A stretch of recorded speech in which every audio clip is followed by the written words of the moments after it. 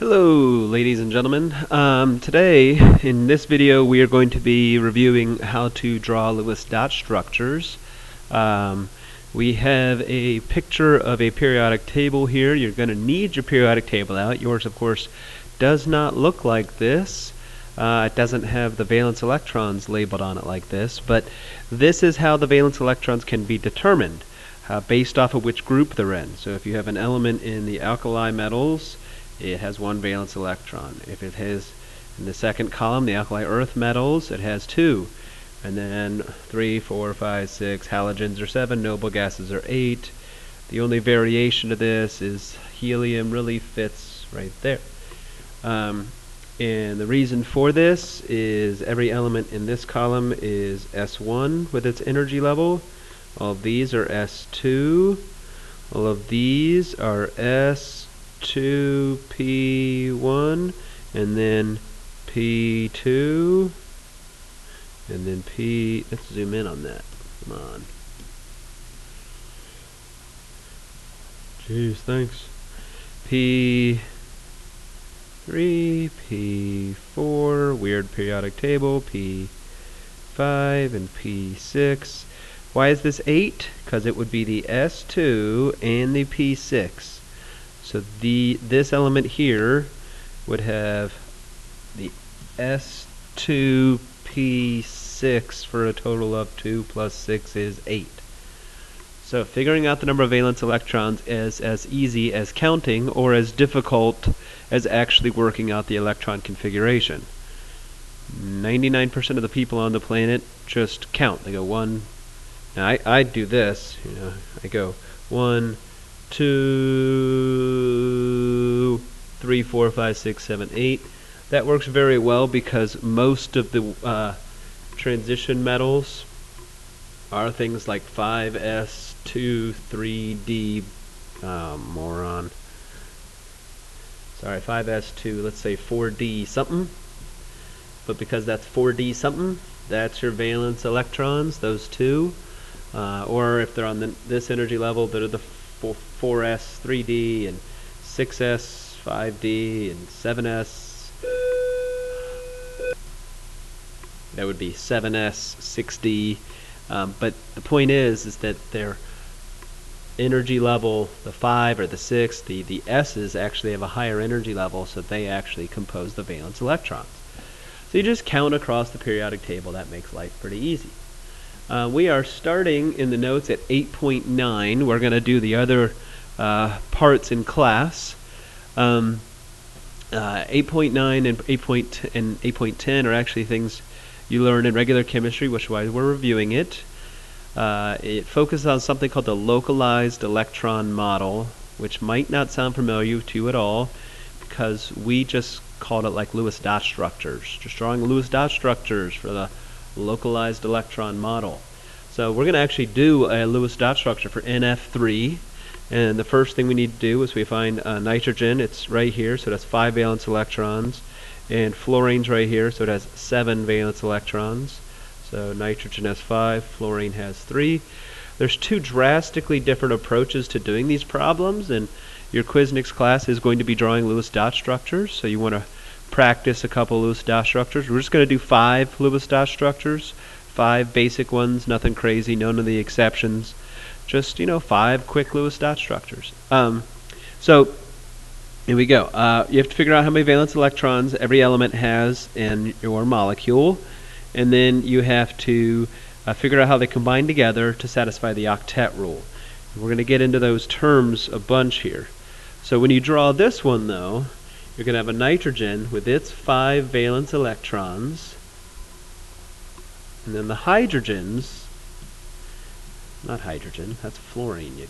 The fluorines each have 7.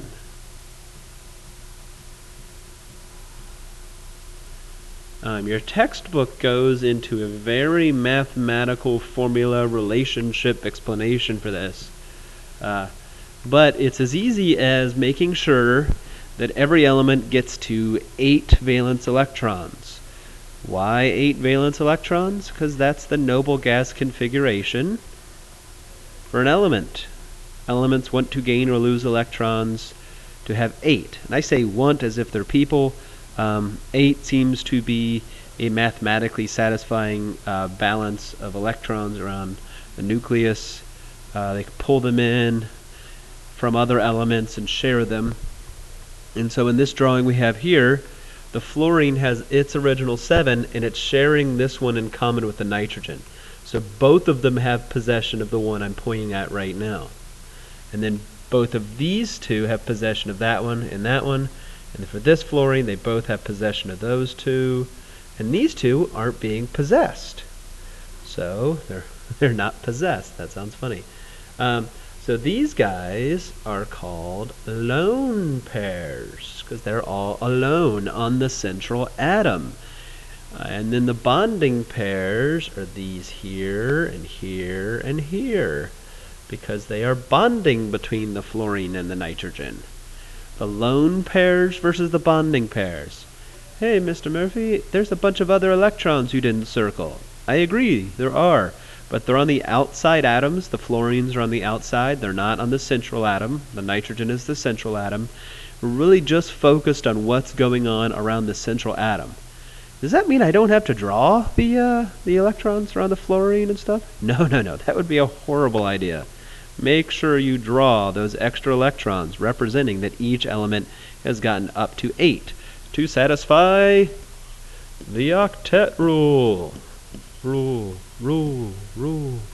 The octet rule is the rule I was mentioning earlier, that elements tend to gain or lose electrons to look like the noble gases. Yay, they're noble gases. We want to be like them. Noble gases have 8 valence electrons, so other elements tend to gain and lose electrons just like them. Hey, Mr. Murphy. Yes, random voice kid. I see that helium only has 2 noble valence electrons. Do some other elements want to be like helium? Yes, they do. There is, of course, also a duet rule for certain elements who are similar or close in nature to helium, like hydrogen. Hydrogen has 1 proton and 1 neutron. If it gains an electron, it's like helium.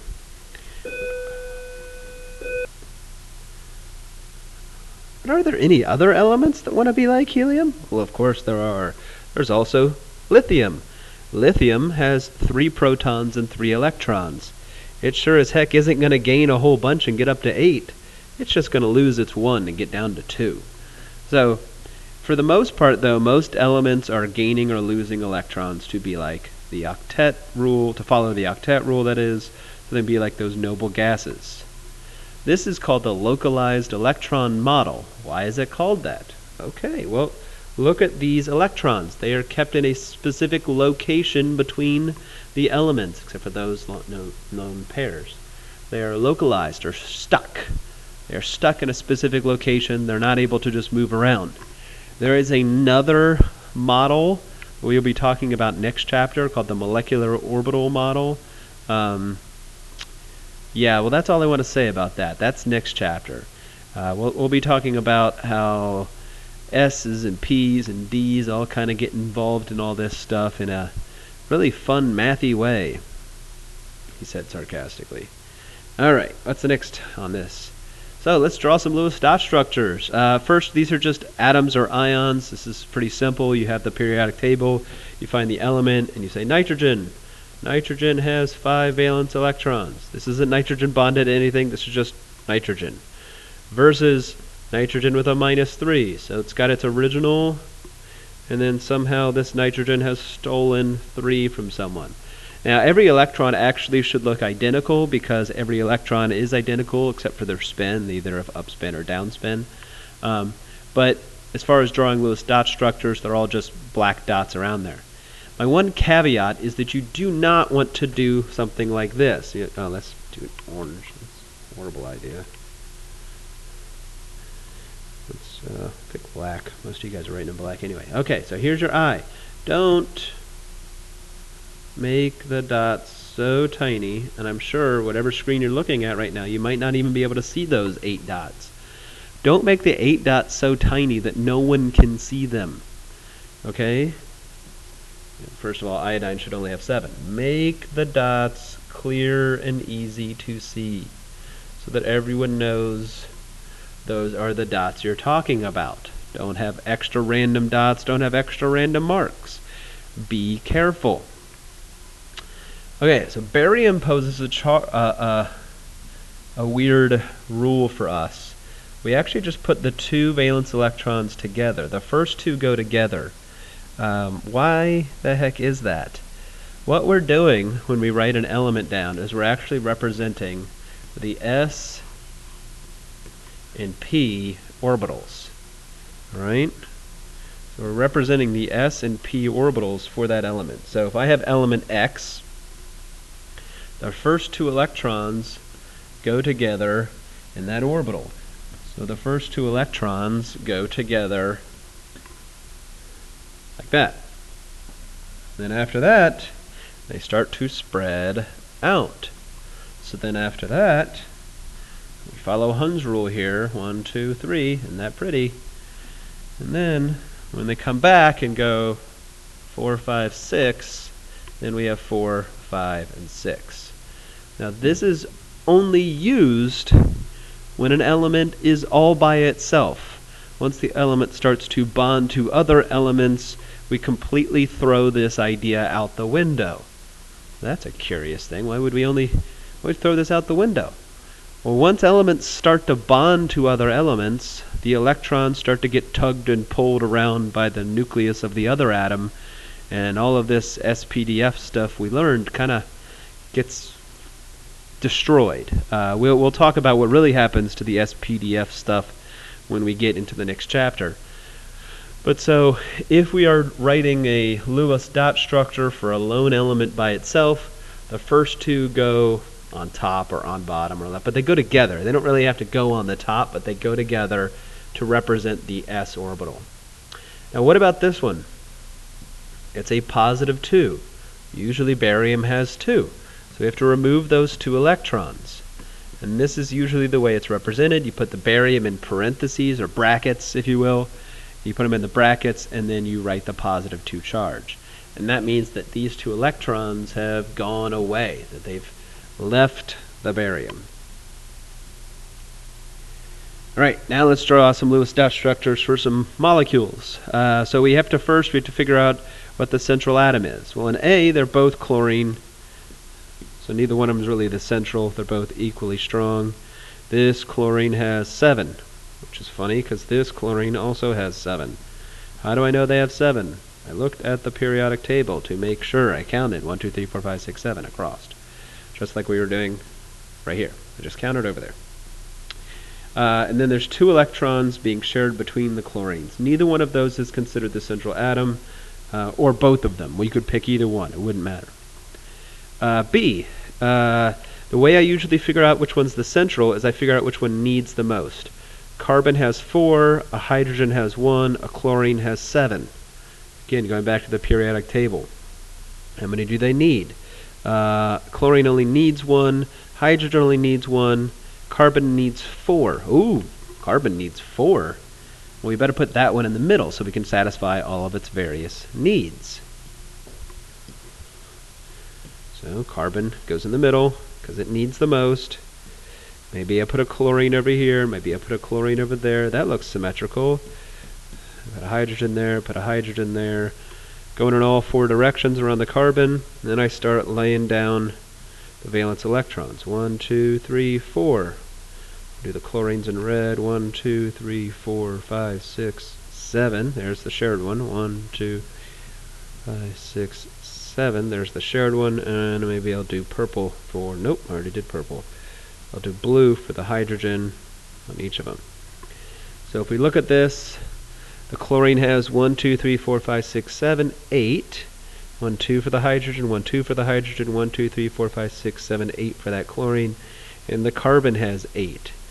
So everyone has gotten to either the octet or the duet, and that is always our goal. Our other goal is that everything is connected. A common mistake with this is people might put the chlorine in the middle.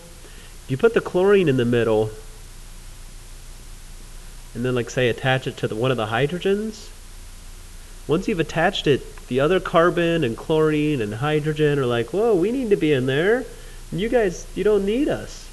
So that's a molecule all by itself. It's not attached to the other 3 atoms. So you have to be careful. All of these things have to be connected together in one molecule. All right, next one. We have H2CO, which is called formaldehyde. Hydrogen has 1, carbon has 4, oxygen has 6. So oxygen needs 2, carbon needs 4, and hydrogen needs 1. Again, carbon goes in the middle. I'm going to put a hydrogen there. I'm going to put a hydrogen there. I'm going to put an oxygen there. Style doesn't, you don't get really style points, but notice that I kind of made a triangle out of those around the carbon. That's just my style. I like to do that so that they're equidistant apart. It doesn't necessarily have to occur. That's just me. Oh, that looks ugly. Try that again. Sorry, my own head shadow keeps getting in the way here as I'm writing on the Promethean board. So again, this has 1. I'm going to put, this is that hydrogen. So maybe I should move that hydrogen to a better spot.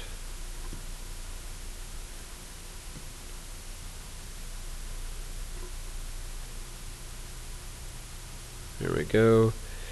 And then the oxygen, 1, 2, 3, 4, 5, 6. So it's going to be sharing these. I'm just going to connect them. I'm going to use the Lewis lines here. So those are all being shared. In fact, let me rewrite this one completely. I'll rewrite it just kind of over here. So the carbon is double bonded to the oxygen, single bonded and single bonded to each of those hydrogens. And I've just accidentally introduced the Lewis line structure here, which is similar and acceptable in place of the Lewist dot structure. So if I was doing the Lewis line structure for this one, I'd say carbon to a chlorine, to a chlorine, to the hydrogen, to the hydrogen, come back and pick up my extra electrons to make sure that everyone is represented as having 8. That's EIGHT, not the other version of 8.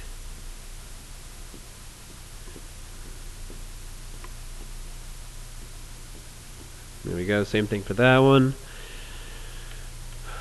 So we come back over here to this formaldehyde, you can kind of see that triangle again. They're equidistant apart almost. It's not perfect.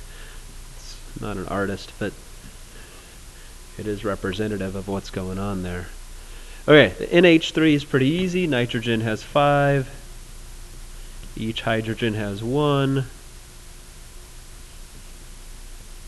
I must have run out of ink. I did this one all in blue.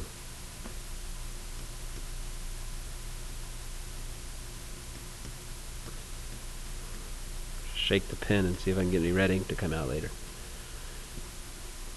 Alright, so there's the Lewis line structure versus the Lewis dot structure. Again, what are we trying to do? Trying to get every element that bonds together to get to that magic number of 8. There's lots of exceptions. I don't want to talk about exceptions right now. I want to talk about exceptions in front of you. And there's lots of weird ways you could draw them. And there's lots of new shapes. Woo, look at all these new shapes. Some of these shapes are probably familiar to you, like linear, trigonal planar, bent, tetrahedral, trigonal pyramid. Those are the 5 we learned, but there's going to be a bunch more. You're going to have to come up with some way of learning all of these new and exciting shapes. We'll talk about those in class. Oh, this is the bent, you know. You don't know that bent. We'll talk about these in class also. So, what should I do to prepare for my quiz? I would go back and find some Lewis dot structures and just practice drawing. Just practice drawing and making sure that you can draw Lewis dot structures for basic molecules. Have a good weekend. See you soon.